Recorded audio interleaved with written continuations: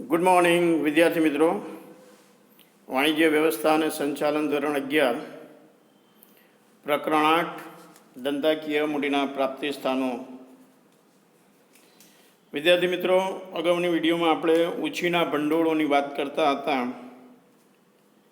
જેમાં ડિબેન્ચરનો અર્થ, ડિબેન્ચરની લાક્ષણિકતાઓ અને ડિબેન્ચરના પ્રકારની ચર્ચા કરી હતી. વિદ્યાર્થી મિત્રો, આજની વિડીયોમાં આપણે ઉછીના ભંડોળોમાં બોન્ડ અને જાહેર થાપણની વાત કરીશું, જેમાં આપણે બોન્ડ વિશે વિગતે માહિતી મેળવીશું અને જાહેર થાપણનો અર્થ, એના કાર્યો, એના ફાયદા અને એની મર્યાદાઓની ચર્ચા કરીશું. તો સૌથી પહેલાં આપણે વાત કરીશું બોન્ડ વિશે. તો બોન્ડ એ કંપનીની લાંબા ગાળાની નાણાકીય જરૂરિયાત સંતોષવા માટેનું મહત્ત્વનું પ્રાપ્તિ સ્થાન છે. વિદ્યાર્થી મિત્રો, કોઈ પણ ધંધાકીય એકમ, કંપની, એની જે મૂડી મેળવવાના જુદા જુદા જે સાધનો છે, મૂડી મેળવવાના જુદા જુદા જે પ્રાપ્તિ સ્થાન છે, એમાં બોન્ડ એ લાંબા ગાળાની નાણાકીય જરૂરિયાત સંતોષવા માટેનું એક મહત્ત્વનું સોર્સ છે, મહત્ત્વનું પ્રાપ્તિ સ્થાન છે. બોન્ડ એ કંપની માટે ઉછીની મૂડી છે. બોન્ડ એ માલિકીનું ભંડોળ નથી, પરંતુ ઉછીનું ભંડોળ છે, ઉછીની મૂડી છે. એટલે એ કંપનીનું દેવું છે અને જે લોકો બોન્ડમાં રોકાણ કરે તેઓ બોન્ડ હોલ્ડરો કહેવાય અને તેઓ કંપનીના લેણદારો છે. જે લોકો બોન્ડની અંદર રોકાણ કરતા હોય છે, એટલે કે બોન્ડ હોલ્ડરો, એમને નિશ્ચિત દરે અને નિશ્ચિત સમયે વ્યાજ ચૂકવવામાં આવે છે. જેવી રીતે ડિબેન્ચરમાં નિશ્ચિત દરે અને નિશ્ચિત સમયે વ્યાજ ચૂકવવામાં આવે છે, એ જ રીતે બોન્ડ હોલ્ડરોને પણ નિશ્ચિત દરે અને નિશ્ચિત સમયે વ્યાજ ચૂકવવામાં આવે છે. બોન્ડની મૂળ કિંમત સામાન્ય રીતે ડિબેન્ચર કરતાં વધુ હોય છે. તે મોટે ભાગે સરકાર, મ્યુનિસિપલ કોર્પોરેશન તથા કંપની દ્વારા બહાર પાડવામાં આવે છે. વિદ્યાર્થી મિત્રો, અહીંયા પ્રશ્ન થઈ શકે કે બોન્ડ કોણ બહાર પાડે? બોન્ડ કોના દ્વારા બહાર પાડવામાં આવે છે? તો સરકાર, મ્યુનિસિપલ કોર્પોરેશન તથા કંપનીઓ દ્વારા આ બોન્ડ બહાર પાડવામાં આવતા હોય છે અને બોન્ડની મૂળ કિંમત ડિબેન્ચર કરતાં વધારે હોય છે. બીજું કે બોન્ડ જે નામથી બહાર પાડવામાં આવ્યા હોય તે નામથી ઓળખાય છે. દાખલા તરીકે સરદાર સરોવર બોન્ડ, એટલે જે નામથી બોન્ડ બહાર પાડવામાં આવે એ નામથી બોન્ડ ઓળખાતા હોય છે. બોન્ડ એ ચોક્કસ મુદત માટેના હોય છે, ચોક્કસ સમય માટેના હોય છે. સરકાર કે કંપનીઓને જ્યારે કોઈ મોટી યોજનાઓ હાથ ધરવી હોય અને મોટી રકમની જરૂર હોય, લાંબા ગાળા માટે નાણાંની જરૂર હોય, તો એવા સંજોગોની અંદર કંપની કે સરકાર આ બોન્ડ બહાર પાડે છે અને એમને બોન્ડ બહાર પાડવા વધારે અનુકૂળ હોય છે. તો વિદ્યાર્થી મિત્રો, આ વાત થઈ બોન્ડની. ત્યાર પછી બીજું ઉછીનું ભંડોળ જે છે એ જાહેર થાપણ છે, પબ્લિક ડિપોઝિટ્સ જેને અંગ્રેજીમાં કહીએ. સૌથી પહેલાં આપણે જાહેર થાપણ વિશે સમજીશું. તો કંપની પોતાની ટૂંકા ગાળાની કાર્યશીલ મૂડીની જરૂરિયાત સંતોષવા માટે જાહેર જનતા પાસેથી થાપણો સ્વીકારે છે, જેને જાહેર થાપણો કહેવાય છે. તો સૌથી પહેલો ટૂંકો પ્રશ્ન એ થાય કે જાહેર થાપણ કોને કહેવાય? તો એનો ઉત્તર આ પ્રમાણે આપી શકાય કે કંપની પોતાની ટૂંકા ગાળાની કાર્યશીલ મૂડીની જરૂરિયાત સંતોષવા માટે જાહેર જનતા પાસેથી જે થાપણો સ્વીકારે એને જાહેર થાપણો કહેવાય. જાહેર થાપણ એ કંપની માટે ઉછીની મૂડી તેમજ દેવું છે અને થાપણમાં નાણાં રોકનાર રોકાણકારો એ કંપનીના લેણદારો છે. જાહેર થાપણની મુદત સામાન્ય રીતે 6 માસથી લઈને 36 માસ સુધીની હોઈ શકે છે. યાદ રાખજો વિદ્યાર્થી મિત્રો, જાહેર થાપણની મુદતની વાત થઈ તો જાહેર થાપણ 6 માસથી લઈને 36 માસ સુધીની હોઈ શકે છે. થાપણદારોને કંપની ચોક્કસ દરે વ્યાજ ચૂકવે છે. જે લોકો જાહેર થાપણમાં નાણાં રોકે છે, કંપનીની ટૂંકા ગાળાની કાર્યશીલ મૂડીની જરૂરિયાત સંતોષવા માટે જે લોકો કંપનીમાં નાણાં રોકે છે, એ થાપણદારોને કંપની ચોક્કસ દરે વ્યાજ ચૂકવે છે. અને આ વ્યાજ માસિક, ત્રિમાસિક, અર્ધવાર્ષિક કે વાર્ષિક પણ હોઈ શકે છે. એટલે કે એનો પીરિયડ દર મહિનાનો હોય, 3 મહિનાનો હોય, 6 મહિનાનો હોય કે 12 મહિનાનો હોય, અથવા પાકતી તારીખે મુદ્દલ તથા વ્યાજ એક સાથે પણ ચૂકવવામાં આવે છે. એટલે જાહેર થાપણનું ઉપર જે વ્યાજ ચૂકવવામાં આવે છે એ માસિક, ત્રિમાસિક, અર્ધવાર્ષિક કે વાર્ષિક હોઈ શકે, અથવા જ્યારે થાપણ પાકે તે વખતે, એટલે પાકતી મુદતે મુદ્દલ સાથે જેટલા તમે રૂપિયા રોકેલા હોય તે પ્લસ વ્યાજ એક સાથે ચૂકવવામાં આવે છે. કંપની દ્વારા 2013ની જોગવાઈ મુજબ બેન્કિંગ અને નોન બેન્કિંગ ફાઇનાન્સ કંપની સિવાય જાહેર થાપણો જાહેર જનતા પાસેથી સ્વીકારી શકાતી નથી. તો કંપની દ્વારા 2013માં જોગવાઈ કરવામાં આવી છે અને એ જોગવાઈ મુજબ બેન્કિંગ અને નોન બેન્કિંગ ફાઇનાન્સ કંપની સિવાય જાહેર થાપણ જાહેર જનતા પાસેથી સ્વીકારી શકાય નહીં. તો આ ખ્યાલ થયો જાહેર થાપણ વિશેનો. ત્યાર પછી એના કાર્યોની વાત. જાહેર થાપણના કાર્યો. સૌથી પહેલું કાર્ય છે શેર ખરીદીને નાણાં પૂરા પાડે છે. સ્ક્રીન ઉપર તમે જોઈ શકો છો કે પહેલું કાર્ય છે શેર ખરીદીને નાણાં પૂરા પાડે છે. તો નાણાકીય સંસ્થાઓ કંપનીઓની સ્થાપના વખતે તથા આધુનિકીકરણ કે વિસ્તરણ વખતે બહાર પાડેલ શેર ખરીદીને મદદ કરે છે. એ ઉપરાંત બાંહેધરી આપીને મદદ કરે છે. એટલે જાહેર થાપણનું પહેલું કાર્ય શેર ખરીદીને નાણાં પૂરા પાડવાનું. ત્યાર પછી બીજું કાર્ય છે લોન આપીને નાણાં પૂરા પાડે છે. તો નાણાકીય સંસ્થાઓ ધંધાકીય એકમોને લાંબા ગાળાની તારણ લઈને લોન પૂરી પાડે છે.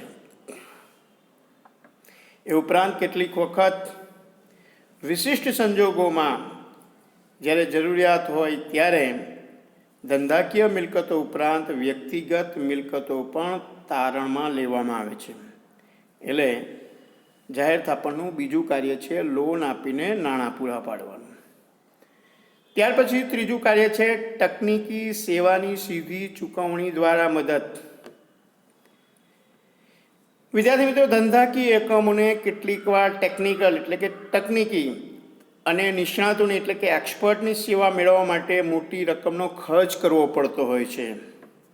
અને આ ખર્ચ માટે કંપનીને સેવા ઉપલબ્ધ કરાવે છે અને તે અંગેની ચૂકવણી નાણાકીય સંસ્થાઓ સીધી કંપની વતી જે તે તકનીકી કંપનીને કરે છે.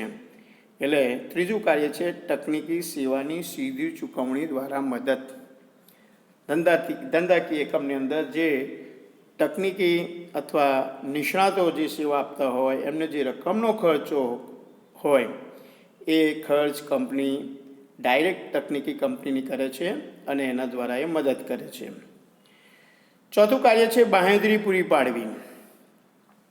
તો ધંધાકીય એકમના જામીન બનીને અન્ય નાણાકીય સંસ્થાઓને સલામતીની ખાતરી આપે છે અને આ રીતે પરોક્ષ રીતે એ કંપનીઓને નાણાં મેળવવામાં મદદ પૂરી પાડે છે, બાંહેધરી પૂરી પાડે છે.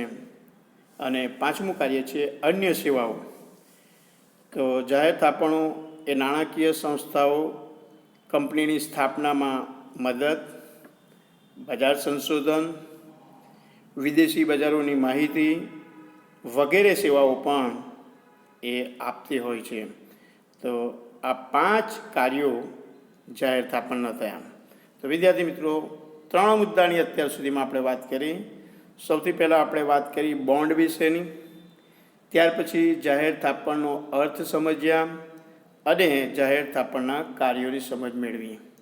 હવે આપણે જોઈશું જાહેર થાપણના ફાયદા, benefits of public deposits. Screen ઉપર તમે જોઈ શકો છો પહેલો ફાયદો છે કે નાણાં મેળવવા સરળ. તો જાહેર થાપણ દ્વારા નાણાં મેળવવા સરળ છે. પ્રતિષ્ઠિત અને નફો કરતી જે કંપનીઓ હોય છે એ કંપનીઓને જાહેર થાપણ દ્વારા સરળતાથી નાણાં મળી રહે છે. એટલે જાહેર થાપણનો એક પહેલો ફાયદો છે કે તમને સરળતાથી નાણાં મળી રહે છે. બીજો ફાયદો છે કે નાણાં મેળવવાનો ખર્ચ ઓછો. એટલે નાણાંની પ્રાપ્તિના જે જુદા જુદા સાધનો છે એ સાધનોની સરખામણીમાં જો આપણે વાત કરીએ તો જાહેર થાપણો દ્વારા જે નાણાં મેળવવામાં આવે છે એ નાણાં ઓછા ખર્ચે અને ઓછા સમયમાં મેળવી શકાય છે. એટલે જાહેર થાપણ દ્વારા નાણાં મેળવવાનો ખર્ચ ઓછો આવે છે, એ એનો બીજો ફાયદો છે. ત્રીજો ફાયદો છે મિલકતો બોજ મુક્ત. તો જાહેર થાપણો દ્વારા નાણાં મેળવતી વખતે કંપનીએ મિલકતો ગીરો મૂકવી પડતી નથી. એટલે કે મિલકત ઉપર કોઈ પણ પ્રકારનો બોજ ઊભો કરવો પડતો નથી અને તેથી ભવિષ્યમાં મિલકતો ગીરો મૂકી વધુ ઊંચીની મૂડી મેળવી શકાય છે. એટલે સૌથી મોટો ફાયદો એ છે કે જાહેર થાપણ દ્વારા જે નાણાં મેળવવામાં આવે છે એ નાણાં મેળવવા માટે કંપનીએ કોઈ પણ પ્રકારની મિલકતો ગીરો મૂકવી પડતી નથી, મિલકતો ઉપર બોજ ઊભો કરવો પડતો નથી. એટલે મિલકતો બોજમુક્ત રહે છે, આ એનો ફાયદો છે. ચોથું કે વ્યાજ એ ખર્ચ છે. તો જાહેર થાપણો ઉપર જે વ્યાજ ચૂકવવું પડે છે એ વ્યાજ કંપની માટે ખર્ચ છે અને એ ખર્ચ આવકવેરામાં બાદ મળે છે, તેથી કંપનીએ કરવેરો ઓછો ભરવો પડે છે. તો જાહેર થાપણનો આ પણ એક ફાયદો છે કે જે વ્યાજ ચૂકવવામાં આવે છે થાપણ ઉપર એ ખર્ચ બતાવાય છે, કંપની માટે એક પ્રકારનો ખર્ચ છે અને તે આવકવેરામાં ખર્ચ તરીકે બાદ મળે છે, જેના કારણે કંપનીએ ઓછો વેરો ભરવો પડે છે, ઓછો કર ચૂકવવો પડે છે. પાંચમું છે કાર્યશીલ મૂડી તરીકે ઉપયોગ. કંપની પોતાની ટૂંકા ગાળાની નાણાકીય જરૂરિયાત સંતોષવા માટે જાહેર થાપણો દ્વારા નાણાં મેળવી કાર્યશીલ મૂડીની જરૂરિયાત સંતોષી શકે છે. એટલે કંપની જાહેર થાપણો દ્વારા નાણાં મેળવીને કાર્યશીલ મૂડીની એની જે જરૂરિયાત હોય છે એ જરૂરિયાત જાહેર થાપણ દ્વારા સંતોષી શકે છે, એ એનો પાંચમો ફાયદો છે. ત્યાર પછી જાહેર થાપણની મર્યાદાઓ, લિમિટેશન્સ. વિદ્યાર્થી મિત્રો, જેવી રીતે જાહેર થાપણના ફાયદા છે તેવી રીતે એના ગેરફાયદા પણ છે, એની મર્યાદાઓ પણ છે. સૌથી પહેલાં આપણે વાત કરીએ નંબર 1, અનિશ્ચિતતા. તો જાહેર થાપણ દ્વારા નાણાં મેળવવામાં અનિશ્ચિતતા રહેલી છે, કારણ કે રોકાણકારોના પ્રતિભાવ અગાઉથી આપણે જાણી શકતા નથી. એટલે જાહેર થાપણ દ્વારા નાણાં મેળવવામાં અનિશ્ચિતતા રહેલી છે, આ એની એક મર્યાદા છે. ત્યાર પછી બીજી મર્યાદા છે રોકાણકારોને જોખમ. તો જાહેર થાપણ એ બિનસલામત દેવા ગણાય છે, તેથી નાણાં રોકનાર માટે જોખમનું તત્વ રહે છે. કારણ કે આપણે અગાઉ એના ફાયદામાં જોયું કે બોજમુક્ત મિલકત કંપનીએ જાહેર થાપણ દ્વારા નાણાં મેળવવા માટે કોઈ પણ બોજ ઊભો કરવો પડતો નથી. એટલે જાહેર થાપણ એ બિનસલામત દેવું છે અને તેથી નાણાં રોકનાર માટે જોખમનું તત્વ રહેલું છે, એટલે રોકાણકારો માટે એક જોખમ છે. એટલે આ બીજી મર્યાદા છે, રોકાણકારોને જોખમ. ત્રીજી એની મર્યાદા છે કે સુખ સમયના સાથી.